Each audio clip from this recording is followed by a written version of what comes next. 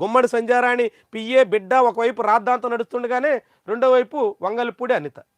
Bulk drug పార్కులో భూములు కోల్పోతున్న ఒక మహిళ ఆందోళన చేస్తుంటే ఆమెకున్నటువంటి ల్యాబ్ను మూసేయించి ఆమె పొట్టను కొట్టే పరిస్థితికి వచ్చేసారు.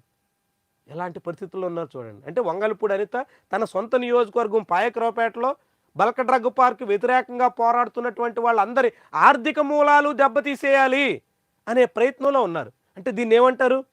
ఫ్యాక్షనిజం, లేదంటే కక్షపూరిత చర్యలు, లేదా సైకోయిజం, ఇవన్నీ జగన్మోహన్ రెడ్డిని విమర్శిస్తుంది కదా, అదే వంగలపూడి అనిత. ఆమె చేస్తున్నదేంటి? ఇది ఫ్యాక్షనిజం కాదా?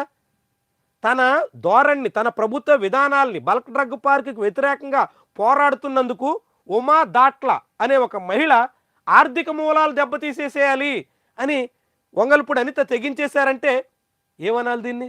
మంత్రి ఆదేశం లేకుండా వైద్య ఆరోగ్య శాఖ అధికారులంతా వచ్చేసి పోలీసులు అందరూ కలిసి ఆ ల్యాబ్ను మూసేయించేటంత వరకు వెళ్తారు. ఒక నక్కపల్లి మండలం అడ్రోడ్లో ఉన్న ల్యాబే కాదు, దానికి ముందు తునిలో ఉన్న ల్యాబ్ కూడా ఆమె వాటాదారుడిగా మరొకరు నిర్వహిస్తున్నటువంటి ల్యాబ్ను కూడా మూసివేయించారు. అంటే ఎలాంటి తీరుతో ఈ ప్రభుత్వ పెద్దలు ఉన్నారో ఆలోచించండి. హోంమంత్రి మహిళల్ని కాపాడాలి, మహిళల రక్షణగా నిలబడాలి, మహిళలకు అండగా ఉండాలి. కానీ మహిళలనే రోడ్డు మీద నెట్టేస్తాం, మహిళలనే రోడ్డు పాలు చేసేస్తాం, మహిళలను తనకు వ్యతిరేకంగా మాట్లాడితే చాలు మహిళలను కూడా లెక్క చెయ్యం అన్నట్టుగా సాగితే వంగలపూడి అనిత తీరు ఎట్టా ఉన్నట్టు? అందరూ ఆలోచించాల్సినటువంటి విషయం ఇది.